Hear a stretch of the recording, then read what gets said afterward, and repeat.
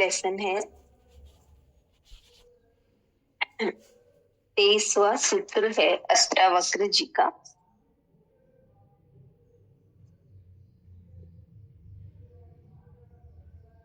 आश्चर्य कि अनंत समुद्र रूप मुझ में चित्त रूपी हवा के उठने पर शीघ्र ही विचित्र जगत रूपी तरंगे पैदा होती है। आश्चर्य की अनंत समुद्र रूप मुझ में चित्त रूपी हवा के उठने पर शीघ्र ही विचित्र जगत रूपी तरंगे पैदा होती है। इसमें बता रहे हैं, जनक कहते हैं यह सृष्टि इस आत्म रूपी अनंत समुद्र में उठी हुई विचित्र तरंगे हैं जो चित्त रूपी वायु के झोंकों से उठती है। जनक कहते हैं यह सृष्टि इस आत्म रूपी अनंत समुद्र में उठी हुई विचित्र तरंगे हैं। यानी जैसे समुद्र में तरंगे उठती है वैसे ही ये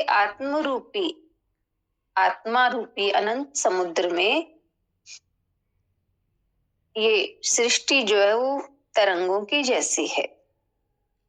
फिर पढ़ती हूँ, जनक कहते हैं यह सृष्टि इस आत्मा रूपी अनंत समुद्र में उठी हुई विचित्र तरंगे हैं जो चित्त रूपी वायु के झोंकों से उठती है। यानी चित्त में हमारे विचार उठते हैं तो उनसे ये तरंगे उठती है। इसमें 3 तथ्य महत्वपूर्ण है। एक तो यह आत्मा या ब्रह्म अनंत समुद्र के समान है जिसका कोई अंत ही नहीं है, जो असीम है, किसी सीमा में बद्ध नहीं है। जिस प्रकार वायु के झोंकों से समुद्र में ऊंची ऊंची एवं विभिन्न प्रकार की तरंगे उठती है, उसी प्रकार चित्त रूपी वायु के झोंकों से इस आत्मा में विभिन्न वासनाओं की तरंगे उठती है। चित्त रूपी वायु के झोंकों से इस आत्मा में विभिन्न वासनाओं की तरंगे उठती है। यह काम, क्रोध, लोभ, मोह, प्रेम, घृणा, वासना, उत्तेजना आदि उस आत्मा में उठी तरंगे ही हैं जो चित्त के स्वभाव के कारण उठती है। इन्हें न मनुष्य उठा सकता है न रोक सकता है। इन तरंगों का नाम ही संसार है। ये तरंगे चूंकि समुद्र से भिन्न नहीं है, इसी प्रकार यह संसार आत्मा से भिन्न नहीं है। चित्त हवा के समान चंचल है, इससे आत्मा रूपी संसार में तरंगे उठेगी ही।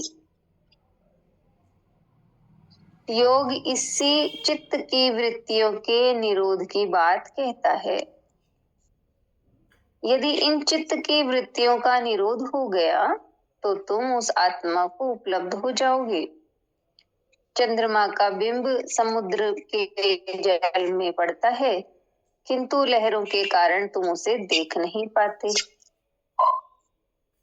लहरें शांत होने पर तुम उसका बिंब स्वतः स्पष्टतः देख सकोगे। नहीं है, जनक जी यही बता रहे हैं कि जैसे कहा कि ये आत्मा है, ये समुद्र के समान है जिसका कोई अंत नहीं है, और जिस तरह से वायु के झोंकों से समुद्र में ऊंची ऊंची लहरें उठती हैं, उसी प्रकार चित्त रूपी वायु के झोंकों से आत्मा में विभिन्न वासनाओं की तरंगे उठती है। जैसे बताया ना, काम, क्रोध, लोभ आदि। इन्हें कहा मनुष्य न उठा सकता है न रोक सकता है। इन तरंगों का नाम ही संसार है। और ये जैसे तरंगे समुद्र से भिन्न नहीं है, इसी प्रकार ये संसार आत्मा से भिन्न नहीं है। इसलिए योग इन चित्त की वृत्तियों के निरोध की बात कहते हैं। तो जब निरोध हो जाएगा तो तुम आत्मा को उपलब्ध हो जाओगे।